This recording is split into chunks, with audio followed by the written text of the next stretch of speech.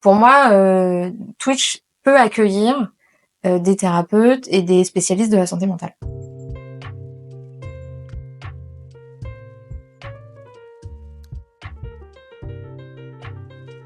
Chloé, tu es fondatrice de Cléophile Agency et experte Twitch et agente de drague. Tu es une ancienne joueuse de League of Legends. Tu as découvert Twitch dans ses débuts et tu travailles dessus du coup depuis 2012 avec des créateurs et des créatrices de contenu sur cette plateforme. Tu accompagnes aussi des agences et des annonceurs pour augmenter leur notoriété, leur visibilité en co-créant des contenus avec les influenceurs. C'est ça. Et c'est quoi Twitch selon toi? Twitch, au tout départ, c'est une plateforme de live streaming qui était dédiée aux gamers. Ouais. C'est le tout départ en 2011, c'est ça le pitch. Jusqu'à 2020, qu'il se passe beaucoup de temps. Et là, c'est vraiment ça et que ça. 2020, moment pas très cool, on s'est retrouvés enfermés. Oui.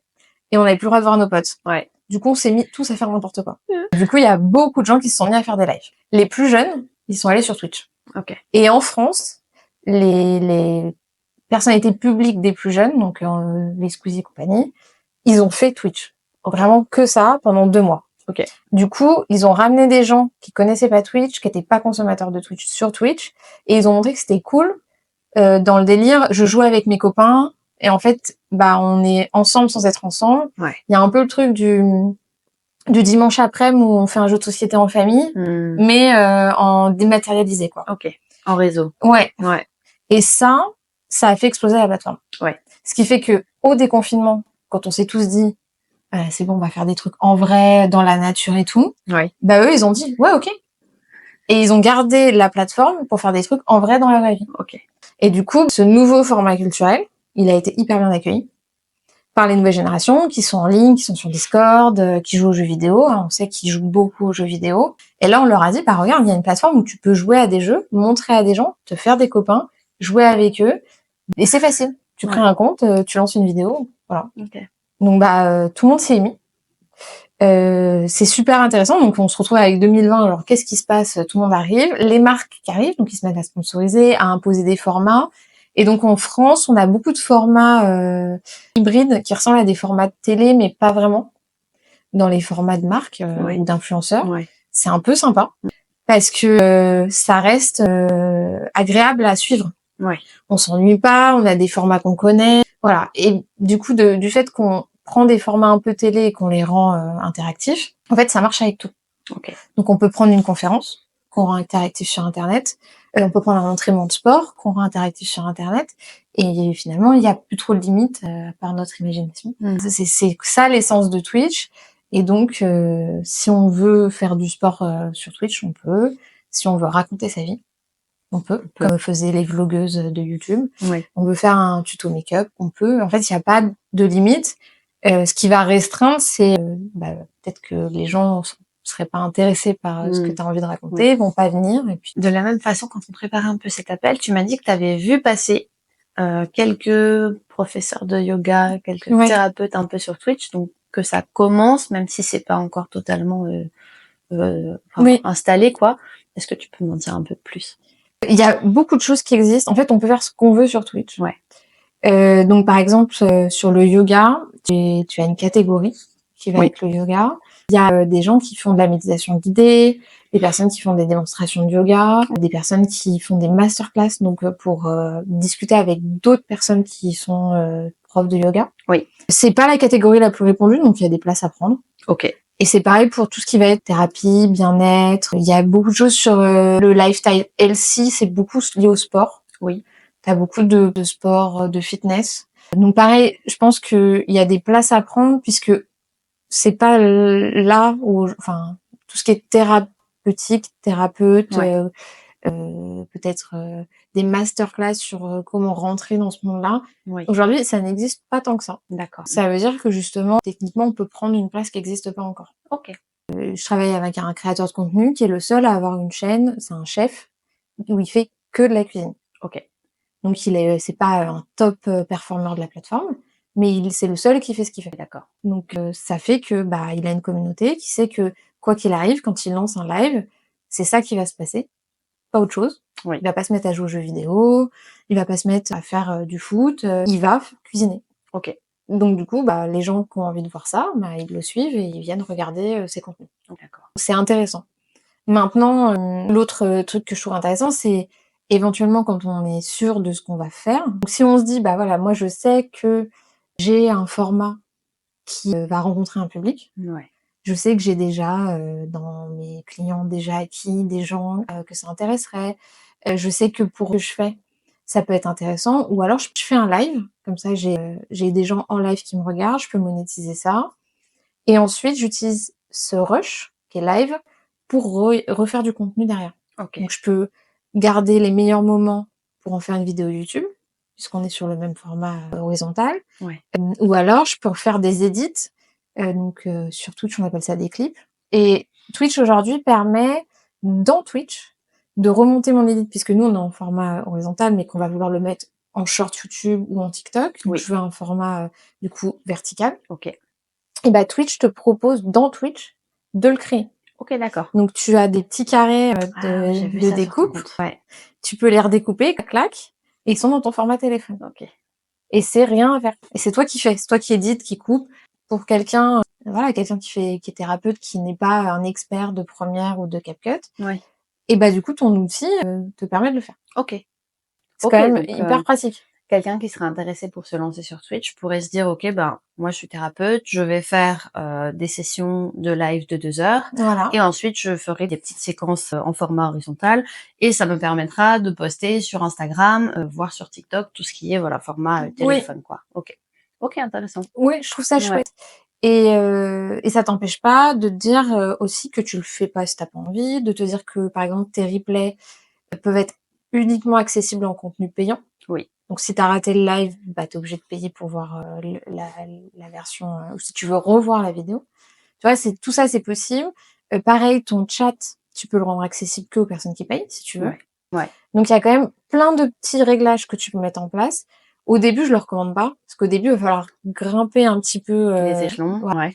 un petit peu monter ton échelle de l'ascension Twitch pour débloquer aussi des options. C'est bien fait, hein, c'est Amazon derrière, donc ils ont réfléchi aux choses. Et une fois que t'es un peu installé, que t'as un peu compris, que tu vois que ça fonctionne, et puis ton contenu, tu sais comment l'utiliser aussi ailleurs, parce que moi, je crois que c'est un peu ça qui va compter. Là, effectivement, tu peux commencer à verrouiller tes accès à ton contenu. Et donc, pour un thérapeute, ça devient intéressant. T'as toute une partie qui devient payante. Ça se fait de plus en plus. Oui. On voit beaucoup sur les sites. Moi, je connais des personnes qui font de la formation. Elles ont les échelons 1, 2, 3 des formations gratuites. Oui. Et après, tu débloques Et le après, contenu tu passes payant. en payant, ouais. Donc ça peut être le live est gratuit. Oui. Si tu veux poser des questions, c'est payant. Si tu veux revoir les lives, c'est payant. Ouais, le replay, c'est payant. Ok. Ok. Ça peut être Intéressant. tu vois, une façon. Non, mais complètement. C'est une vraie idée.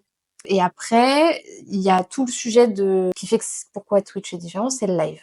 Et c'est là où il faut réfléchir au format qu'on fait. Il y a plein de choses qu'on peut faire. Ouais. Parce que, en fait, c'est une technologie de live qui est assez clean. On peut inviter des gens, faire des interviews, donc on aurait pu faire ça Sur en live Twitch. sur Twitch, tu vois. Oui, mais j'avais peur. Je comprends. Donc, non. Mais on peut faire ça. Ok. Donc, comme une masterclass, une conférence, tu vois, on peut faire ça. Oui. Et tu as le chat qui t'écrit et tu réponds aux gens. Et tu peux aussi simplement être tout seul. Moi, je suis principalement toute seule dans mes contenus.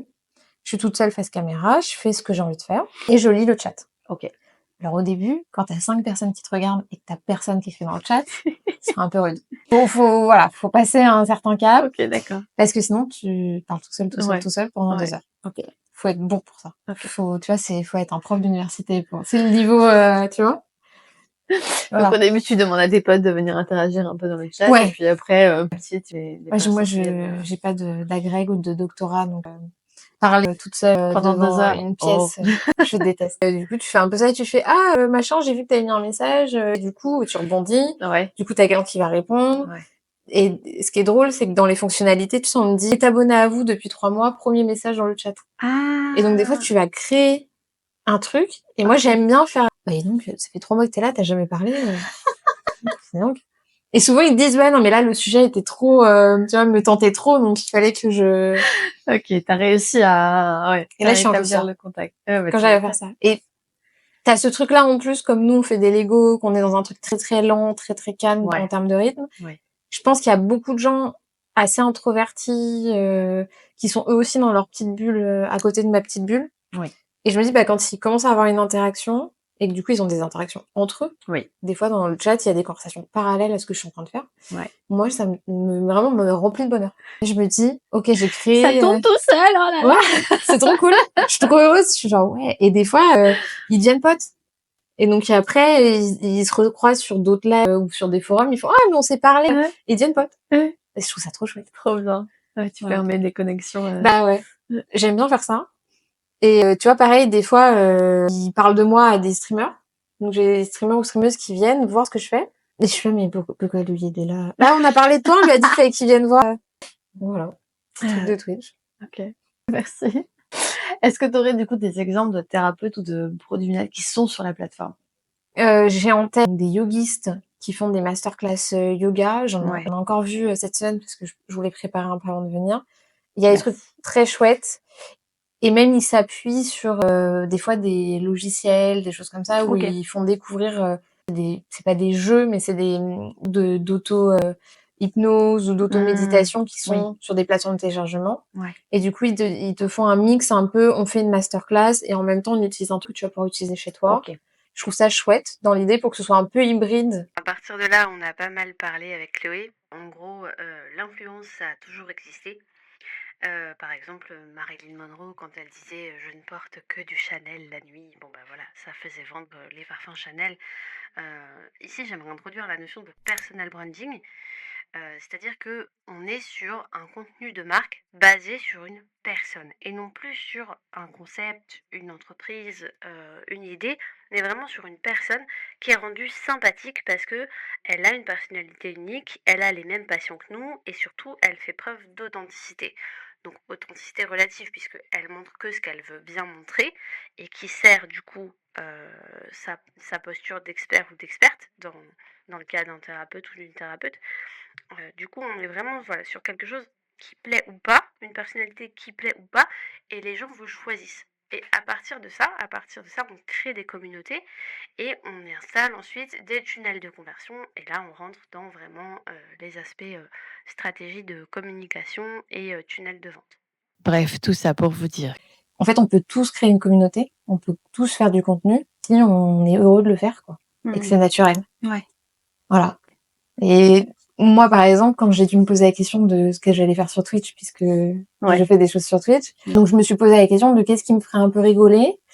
Et hasard total, je me suis mise à faire des Lego dans la même période. Et au début, j'avais tellement pas, tu sais, un peu ce truc de syndrome de l'imposteur, j'avais tellement pas confiance du tout en ce truc de faire des Lego que j'ai fait un live Instagram. Ouais.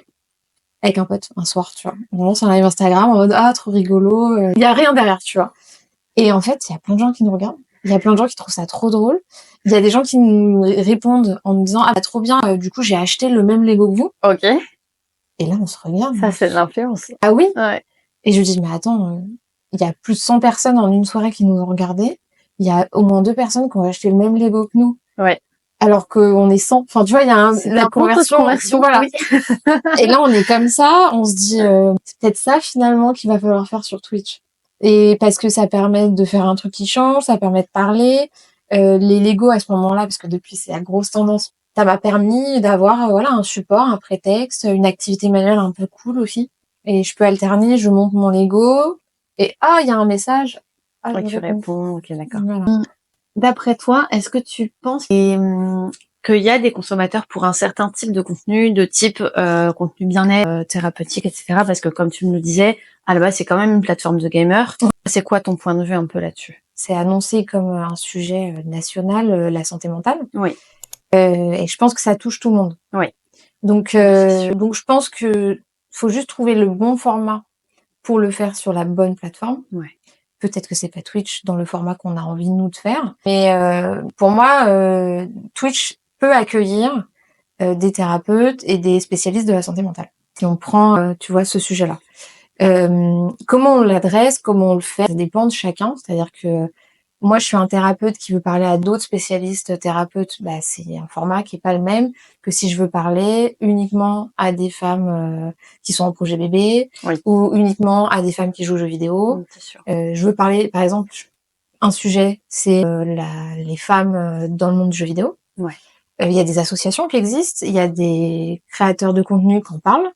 Est-ce que c'est un format hybride où on rassemble ces différentes personnes? Ça peut être ça. Ok. Ouais. Est-ce que c'est une masterclass pour former des spécialistes? C'est possible.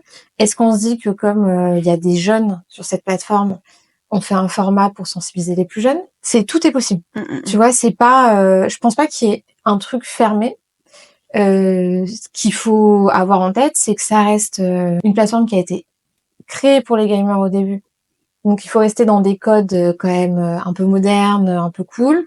Que la présence des femmes, même si on a toujours été là, parce qu'on est 52% de la société française, que 49% des joueurs sont des joueuses, voilà, on est là. A priori, la présence des femmes sur Internet, elle est toujours pas acquise, enfin, au-delà d'Internet, je crois. Oui.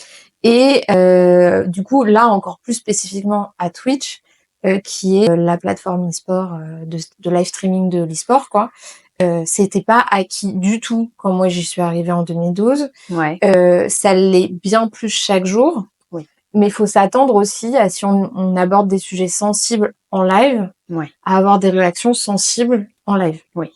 Ça, c'est un vrai sujet. Ouais. Moi, j'aborde à ma petite échelle souvent des sujets féministes. Ouais. Parce que ça me touche, parce que ça me parle. Je travaille avec des drag queens, donc je parle aussi de plein de sujets d'inclusivité. Je pense que toutes les luttes, elles se rejoignent, donc moi, je me permets d'en parler. Oui. J'ai des modérateurs. Ok. Parce que je refuse de me prendre une charge mentale que je mérite pas. Les gens ont le droit de pas être contents, ils ont le droit de s'exprimer, pas sur ma chaîne. Oui. Okay. Voilà. J'ai pas... moi, ça m'intéresse pas, c'est pas ce que je veux. Mais si c'est pas de l'ordre du débat constructif, ouais. Enfin, puis il y a des sujets sur lesquels on peut pas débattre si on n'est pas concerné, Puis il y a des sujets où des fois, nous, on n'a pas envie de débattre. Ouais. Mon identité, ma pensée, ma vision, mes combats. Ouais. Des fois, j'ai pas envie d'en débattre. Et j'ai pas normal. envie qu'on me dise que j'ai tort. Et c'est ma chaîne. Je suis pas à la télé sur un truc de grande écoute. Si on est 20 à se parler. Ouais. Pour moi, c'est un peu comme une soirée privée. Tu vois, si tu décides qui peut rentrer chez toi et qui, ouais. Si une personne ne respecte pas ton chez toi, t'as le droit de lui demander de partir. C'est ce que moi, je pense. C'est ma vision à moi de ma chaîne. Ouais. J'en ai parlé avec d'autres, parce que les streamers n'ont pas les mêmes problèmes que nous, ça reste une réalité. Et il y a certaines qui sont plus ou moins laxistes. Moi, c'est vraiment mes modérateurs, ils savent. Déjà, on n'a pas le droit de parler de mon physique. Parce que souvent, sous couvert de compliments, on t'objective. Ouais. C'est interdit. Donc, le premier commentaire, t'es jolie ou je sais pas quoi, ils reçoivent un message d'avertissement. Le deuxième, voilà, c'est une règle que j'ai posée au tout début. Parce que je veux être dans une safe place, tout simplement, et mon physique ne m'aide pas à faire des Legos. C'est pas la question, ouais. C'est pas le sujet. Non, c'est sûr. Et souvent, je le recadre même moi-même, en plus des modos. Je suis, voilà, pourquoi le modérateur te dit ça? C'est qu'en fait, c'est une chaîne où on fait des Legos. Je concours pas pour Miss France, donc, ouais. C'est pas le thème. Ouais. Voilà. Ok. Pareil, s'il y a des questions sur mon âge, ma vie privée, ma sexualité, j'en sais rien. Souvent, très très vite, on leur dit que c'est pas le thème. Voilà. Ouais. Ok, donc il y a un cadre que t'as posé, que j'ai posé moi, qui te permet, d'être sereine aussi par rapport à tout ça, parce que c'est vrai qu'on voit beaucoup de choses. Là, c'est par exemple sur LinkedIn, Nina Ramen qui commence à pas mal se positionner là-dessus. Elle a décidé qu'on devait lui envoyer toutes les choses qui étaient prononcées contre elle, qui étaient outrageantes, contre elle, et que sa modératrice allait faire un dossier, donc envoyer tout à sa modératrice, qui constitue un joli dossier, qui à mon avis va être bien fourni, et elle a décidé de faire quelque chose, parce que... Et c'est vrai qu'elle dit bien qu'au début, c'était la première à dire, voilà, je passe outre, je fais attention et tout, mais on est des humains au bout d'un moment. Et du coup, moi, j'ai un Discord qui est ouvert à ma communauté et qui est fermé. Il y a une partie qui est fermée, qui est accessible qu'aux modérateurs. Oui. Et quand on a un problème comme ça grave de modération, moi, je récupère les infos, je mets dans le Discord et je demande à l'ensemble de la communauté de report, donc de signaler la personne. Ouais. Je fais trop d'anglicisme. De signaler la personne. Je te rends compte donc ça va. Comme on est plusieurs à signaler et que pour le coup Twitch fait de la modération, généralement les comptes se font bannir. C'est-à-dire qu'au-delà d'être juste suspendus, ils disparaissent et ils ont un système de ban par IP, de ban par email, etc. Donc un peu complexe de remonter une chaîne qualitative quand on s'est fait ban et par IP, et par email, et par numéro de téléphone, etc. Mais que ça reste pas toujours très agréable. Vaut mieux être un minimum... pense qu'au début, il y en a peut-être pas énormément. Si t'en as eu dès le début, toi, des Ouais, personnes bah, j'étais une femme sur Internet, quoi. Ouais. Donc j'en ai eu dès le début. Il y a, je pense, alors déjà, il y a plusieurs choses. Pendant les vacances scolaires, on a plus de problèmes de modération que hors des vacances scolaires. C'est des ados souvent. Hein. Oui, On est d'accord. oui, Hein. oui. C'est des ados, tu les verrais dans la rue. Oui, c'est des enfants, quoi. C'est vraiment, t'es là et bon, des enfants qui s'ennuient, qui sont sur Internet. Donc il y a ça. Donc on est vraiment sur des harceleurs, quoi. C'est incroyable. Ouais. Donc ça, c'est le premier truc. C'est quasiment toujours des agressions sexistes. J'ai vraiment pas d'exemple d'autre chose. Principalement, 99%, ça a été des agressions sexistes. Et enfin, nous, on a vraiment très, très vite décidé que ça existerait pas, que ça se passerait pas, qu'on bloquerait. Et quand t'as des profils suspects, la plateforme te prévient, te dit cette personne est potentiellement une personne qui est à risque. Donc du coup, moi, quand je vois, parce que dans l'outil, en gros, t'as un retour du chat et Twitch te donne des infos. Et donc quand tu vois ça, tu dis. Et souvent, genre, je dis même, donc soit les modérateurs, ils sont au taquet, ils le tèchent direct. Oui. Soit je dis, regarde bien le chat, s'il te plaît. Et donc ils se refocus. Et même des fois, comme ils sont souvent modérateurs de plusieurs chaînes, ils les ont déjà vus. Ok. Donc des fois, ils me les tèchent ils vite. les repèrent un petit peu. Ouais. Okay.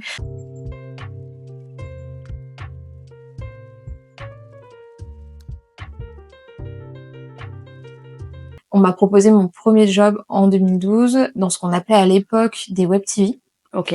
Et qui était, c'était Twitch et YouTube, les diffusions de ce qu'on faisait. Et donc moi, je suis arrivée là. Donc Twitch est créé en 2011. Moi, j'arrive en 2012. Ok. Et c'est le même moment où devient vraiment YouTube. Ok, d'accord. Voilà. Ok. Donc t'es vraiment tout début, 1 an à peine après, t'étais déjà sur Twitch. Quoi. C'est ça.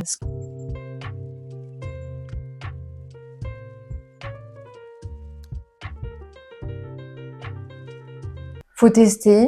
Ajuster. Ouais. Et faut pas avoir peur d'avoir de l'ambition. De dire voilà le point final où je veux aller. Alors au début, j'ai pas les moyens d'avoir la meilleure caméra, d'avoir le meilleur décor.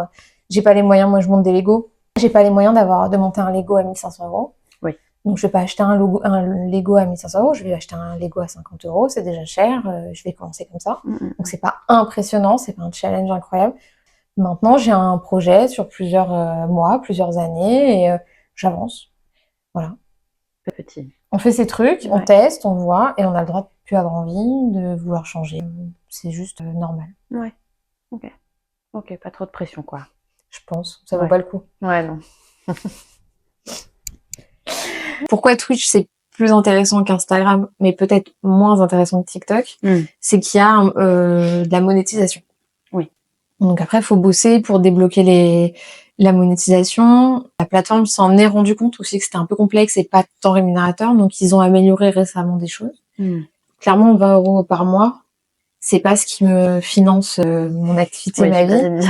Mais sur des Lego, par exemple, entre les 20 € par mois, plus si j'ai des dons, ou alors j'ai aussi un système de wishlist, en fait, ça me permet de pas acheter mes Lego. Ok. C'est pas mon argent. C'est déjà un bel objectif, hein.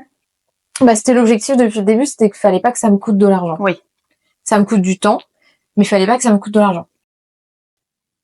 Alors, on a une petite panne de micro, du coup je vais t'interviewer comme sur M6, n'est-ce pas? Ah oui, c'est très mignon, j'aime beaucoup. Alors du coup, déjà, c'est super que tu nous parles de tout ça aujourd'hui. Moi, ça répond à pas mal de mes questions. Je pense cependant que si je parlais de ça à ma communauté, donc des personnes qui sont des femmes thérapeutes, coachs, qui sont plutôt dans le domaine du bien-être, elles me diraient ce qu'elles me disent souvent quand je commence un accompagnement, c'est-à-dire moi j'ai peur de me montrer. Je veux pas une stratégie qui soit trop invasive niveau réseaux sociaux sur ma vie privée, etc. Et surtout, j'ai un peu la crainte en termes de, ce à quoi on est exposé aussi en tant que femme sur les réseaux ou en tant que personne queer. Voilà. Qu'est-ce que tu peux nous dire un peu là-dessus? Déjà, je pense qu'on a tous et toutes cette crainte quand on arrive sur une plateforme où on doit être filmé. Il y a plusieurs enjeux en général. Tu as l'enjeu de, effectivement, la vie privée, se montrer au monde, se montrer aux autres.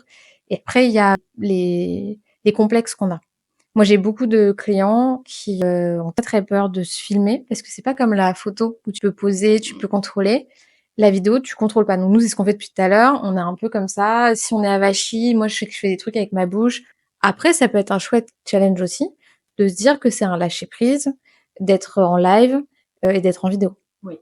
Voilà. C'est chacun doit le doser et le juger parce que si t'es pas bien, ça marchera pas. Ouais. Ça, c'est la première chose. La deuxième chose, c'est que on n'est pas obligé de se montrer.